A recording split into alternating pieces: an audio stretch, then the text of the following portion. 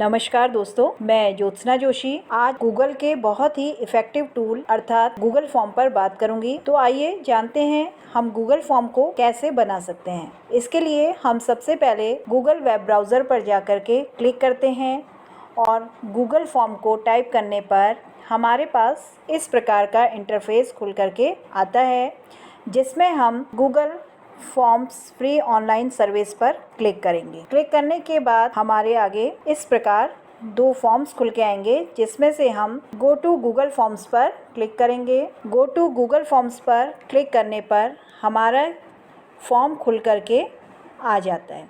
इस प्रकार ये अनटाइटल्ड फॉर्म हमारे सामने खुला है।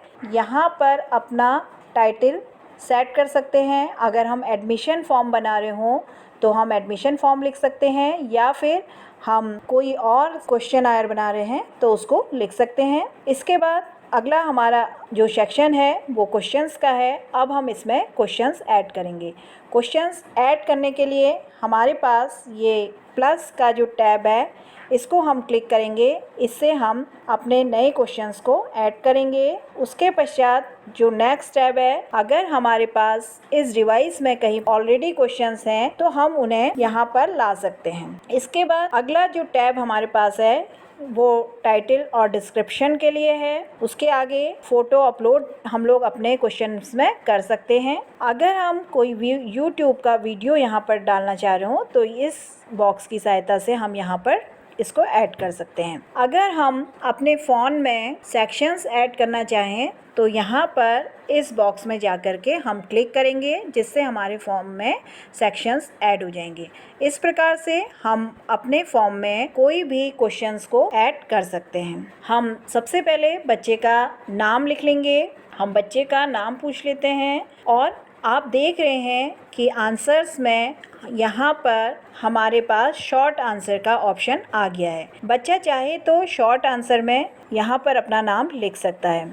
इसके अलावा हम बहुत प्रकार के क्वेश्चंस यहाँ पर पूछ सकते हैं। यहाँ पर क्लिक करने से हमें सारे ऑप्शंस मिल जाते हैं। हम अपने क्वेश्चन पेपर में बच्चे से शॉर्ट आंसर के रूप में ले सकते हैं, पैराग्राफ के रूप में आंसर वो कर सकता है, multiple choice, check boxes, drop down, या वो कोई फाइल या फ़ोटो भी अपनी अपलोड कर सकता है। अगर हम एडमिशन फॉर्म बना रहे हैं तो वहाँ पर हम बच्चे का फ़ोटो इस ऑप्शन की सहायता से ले सकते हैं। इसके बाद लीनियर स्केल पर हम अपना कोई भी आंसर ले सकते हैं। आंसर्स के बाद हम इसी प्रकार 8-10 क्वेश्चन का एक अपना क्वेश्चन पेपर तैयार कर सकते हैं, या हम सर्वे के लिए या बच्चे का रिकॉर्ड रखने के लिए हम ये क्वेश्चन पेपर तैयार कर सकते हैं।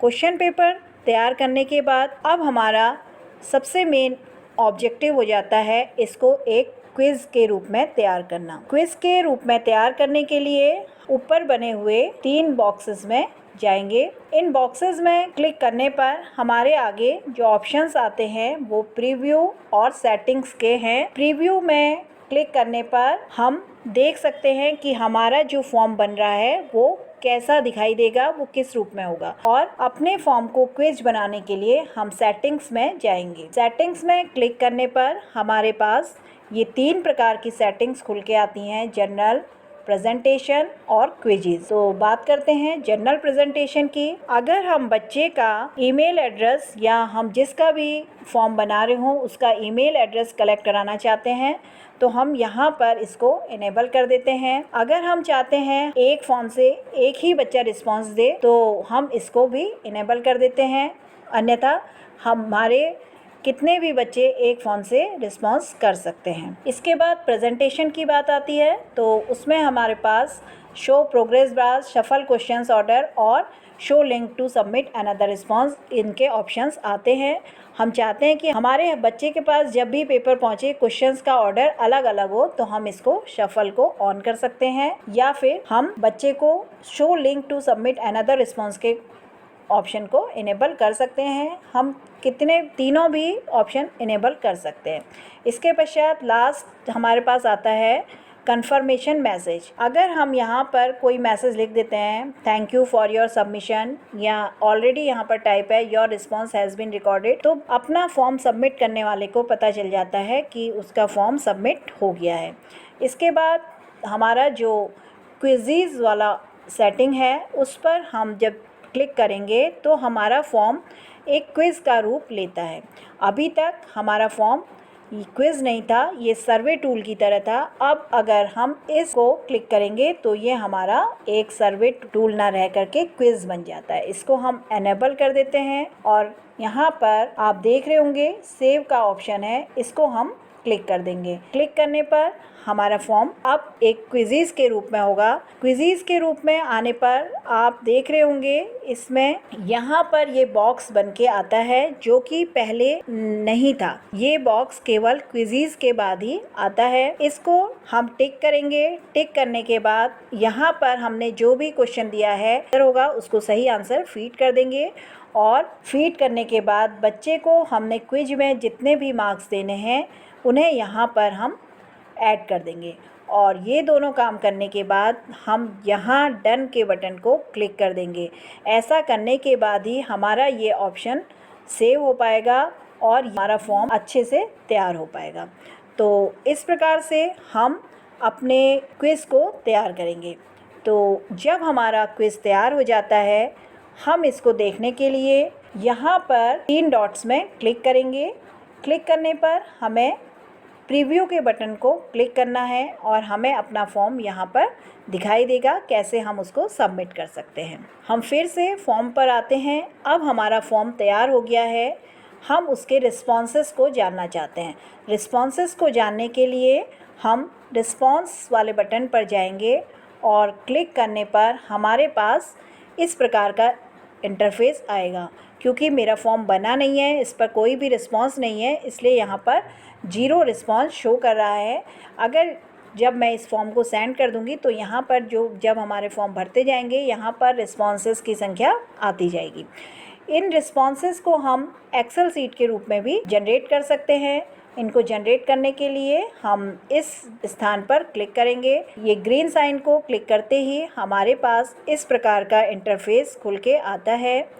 अब इस क्रिएट के बटन को क्लिक करने पर हमारा एक्सेल सीट खुल जाती है। कोई भी डाटा उस एक्सेल सीट से प्राप्त कर सकते हैं। आप देख रहे हैं हमारी पूरी ये एक्सेल सीट यहाँ पर खुल के आ गई है। हमें इसमें कोई भी काम को सेव करने की ज़रूरत नहीं होती है क्योंकि ये एक क्लाउड स्टोरेज प्रोसेस है जिसमें कि सारी सूचनाएं ऑटो सेव होती है। अब हमारा फॉर्म बनकर तैयार हो गया है। हमें इसे अपने बच्चों तक या जहाँ भी हमने ये फॉर्म यूज़ करना है वहाँ तक सेंड करना है। इसके लिए हम किस ऑप्शन पर जाएंगे?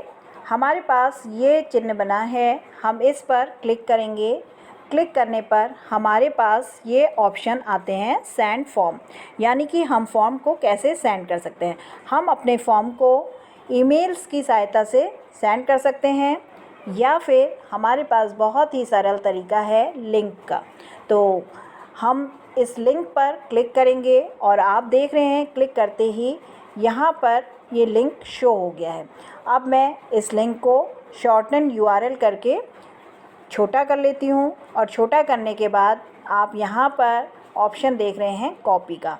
हम इस लिंक को कॉपी कर लेंगे और कॉपी करने के बाद हम इसको व्हाट्सएप में पेस्ट कर देते हैं और बहुत ही आसान तरीके से ये फॉर्म हमारे बच्चों तक पहुँच जाता है और इसके रिस्पॉन्स हमें हमारी मेल पर, हमारे गूगल फॉर्म पर खुद ही मिल जाते हैं, जिन्हें हम रिस्पॉन्सेस से चेक कर सकते हैं।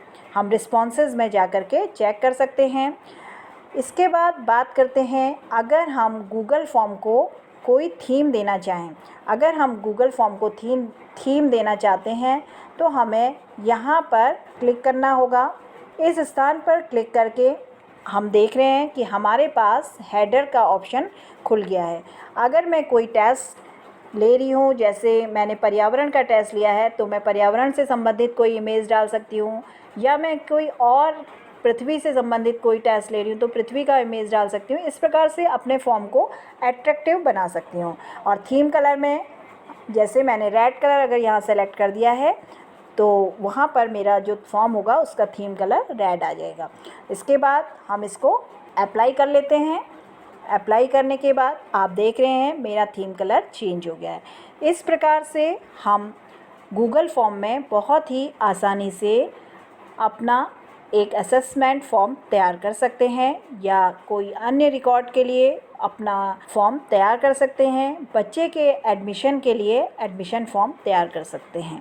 आशा करती हूँ आपको ये वीडियो पसंद आया होगा। Thank you.